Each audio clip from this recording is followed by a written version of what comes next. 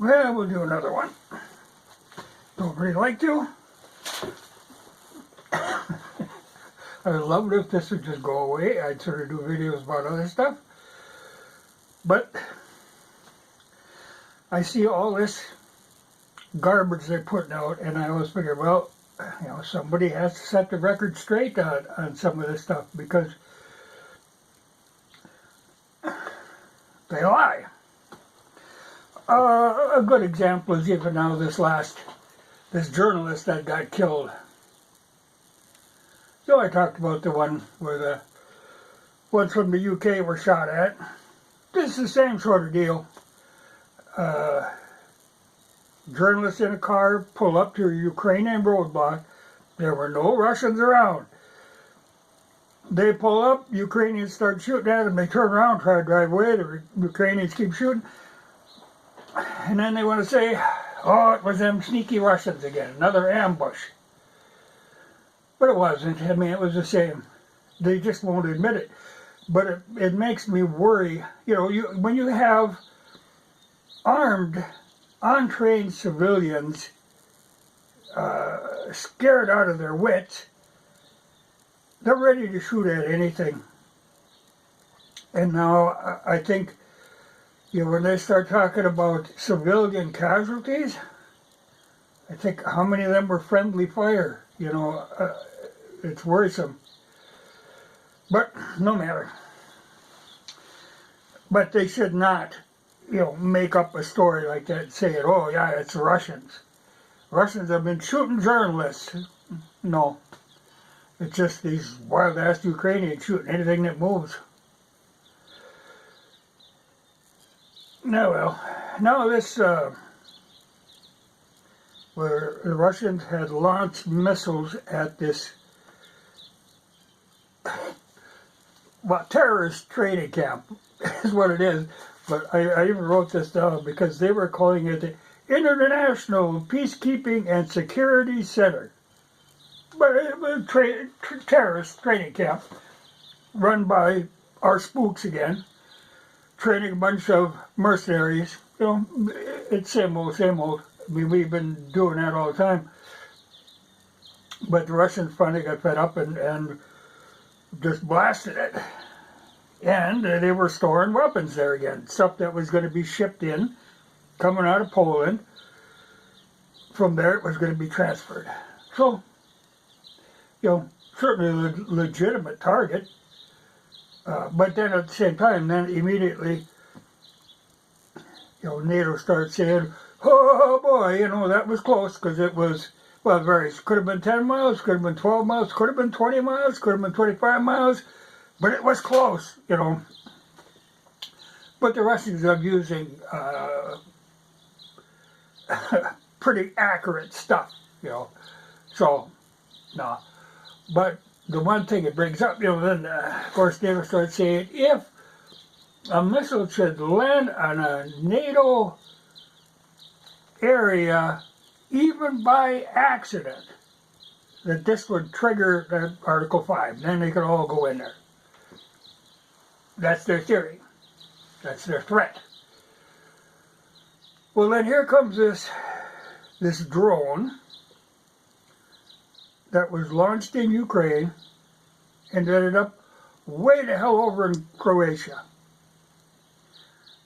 Well, now, this is old drone, old reconnaissance drone.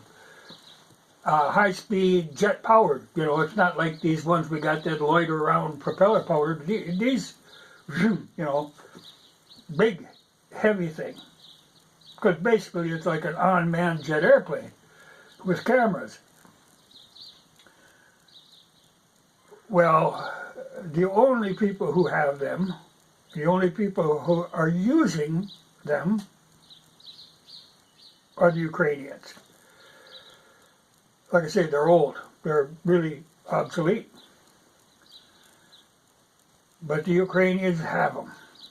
And they have been using them because they have been shooting them damn things down. But anyway, this one went across Hungary and it just, you know, like 350-mile beeline out in the middle of nowhere, you know, just heading out. and then crashed in Croatia. And there was concern because all these things are just surveillance drones. They have found evidence of this one being packed with explosives. You know, there was residue there, so they think maybe this was being used like a buzz bomb. You know, you just aim it and let it fly. But the thing that was weird, if you look at the pictures, you will see this thing has all over on the fuselage that's left Z markings, like the Russian equipment has that they're bringing in. I think what's going on is the Ukrainians were just launching this at random, trying to implicate Russia in this, that it was their drone, you know, because it had a Z on it, you know, but it wasn't. It was Ukrainians. But they're just trying to stir up stuff. And like I said, you know, NATO is saying, if it should happen, even by accident, you know, they're making a threat. So I can imagine there'll be more of this sort of nonsense. I mean, this was hard to pull off because everybody was aware that it had to be Ukrainian, you know, because Russia doesn't use them, hasn't for a long time. So it's hard to swing that. And of course NATO then right away is telling Croatia, wow, what you have to do is buy some Patriot missiles from us. But Croatia says, I don't think so, but you know, it's a sales pitch we're making. Gotta buy some Patriots. Of course, the problem is, well, like their president said, well, who's going to run them? Oh, well, you might have to bring in a crew of Americans. You know, you get that foot in the door. You know, that's what we're trying for. But they weren't falling for it. You know, it's funny too now. You know, like when I say that International Peacekeeping and Security Center, you know right away we're involved in that, because it's just like when they have all them bills and they give them names that always turn out to be kind of exactly what they're really going to do. You know, it's the same sort of thing. You know, because it's just a terrorist training camp. And they said, well, there haven't been confirmed deaths of foreigners there. Well, you know, it was full of spooks and people out of the UK and mercenaries out of the United States. You know, that's what was there. But, like I say, when you go in there, you're on your own. There aren't going to be any confirmed people from there. No foreigners. We're just all innocent people walking around, you bet. You know, it's funny too, you know, they were talking, you know, the Russians and Ukrainians debating, they wanted to put these humanitarian corridors, but every time they do that, they just use them to run weapons in. You know, they're crying again, oh, we got to get corridors so we can bring in medical and humanitarian aid. Well, you know, that isn't their concern. It really isn't. You know, if you want to do that, you could coordinate that. You could run them through Hungary, Red Cross, all the way across, because Hungary said they are not going to send weapons in there. You know, that isn't going to be allowed. They aren't going to allow their area to be used for that. So you could do it if you wanted to. You could do it that way. And they would not be molested. But anything coming out of Poland, you know, humanitarian, you know, people evacuating, they can be going out. But you start coming back in, you know, that isn't going to be humanitarian. You know, that's going to be weapons. I mean, they keep more and more and more. And part of this deal was then, too, that the Ukrainians were demanding, Zelensky was big on this, that they had to rebuild that bridge so they could run refugees across. Well, kind of stupid, because it wasn't the Russians who blew that bridge up. Way in the beginning of this thing, The Ukrainians blew that bridge. Well, you don't go blowing your bridges when half your people are still on the other side of the bridge. But they blew that bridge out, and this was a great heroic act, and now they're whining because people can't get across. Problem is, Russians aren't going to come in here and fix the bridge that they destroyed, which then they would immediately use to run more weapons in. That isn't going to happen. So in the meantime, they keep showing all these decrepit and old people trying to get across this river. Over and over again they show this. If they wouldn't have blown that bridge, they could have drove right across. But no, they had to blow that bridge up.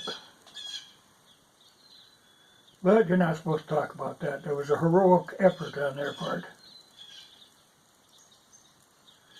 And Zelensky's bound determined, he wants to meet with Putin.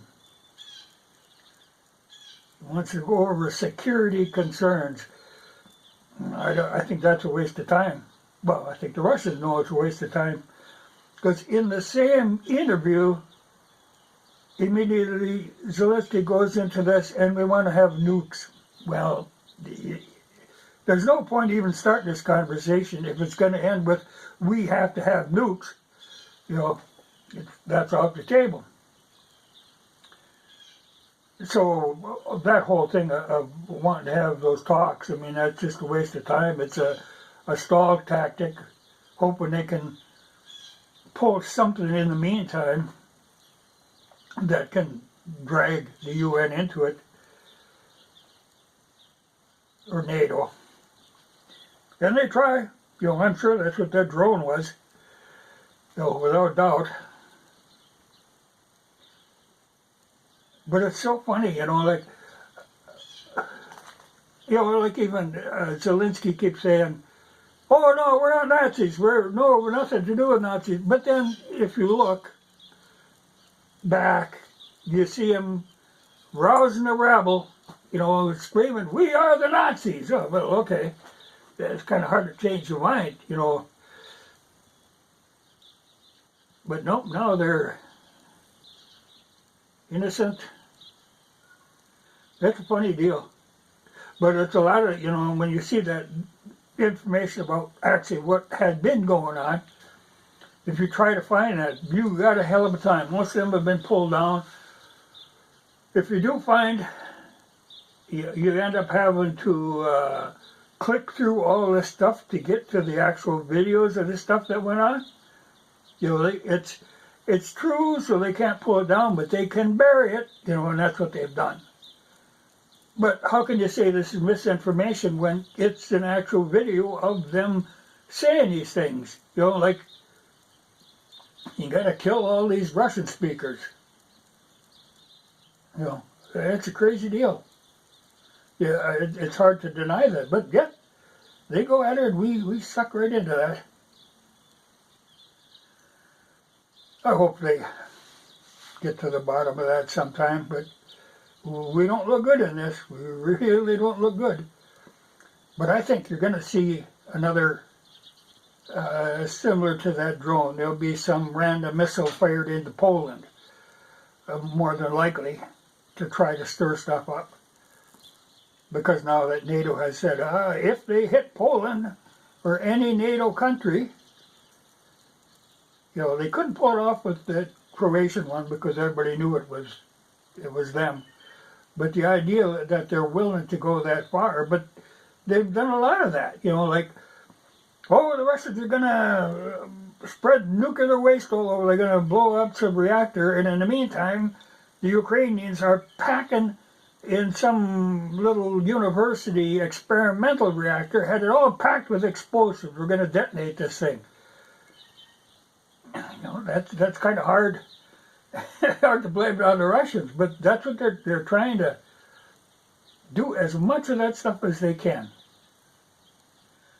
And these journalists don't push back. You got to report the truth, even if you don't like it. You can't be making stuff up and call yourself a journalist. Because that's all, like this one that got shot, that's all they were doing. They were trying to exploit this refugee tragedy. He really wasn't on assignment for anybody.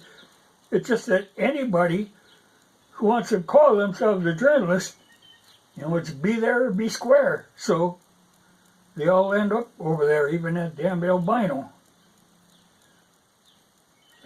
Anderson Cooper. He has no reason to be over there, but any of them, they got to get over there. They're not really going to report what's going on. They're going to report what they want you to hear. So that's what they do. I wouldn't mind somebody putting a bullet in Anderson Cooper, but that's not likely to happen. I think he's staying pretty well clear of any weapons. He's busy with his Molotov cocktails. But really, look close.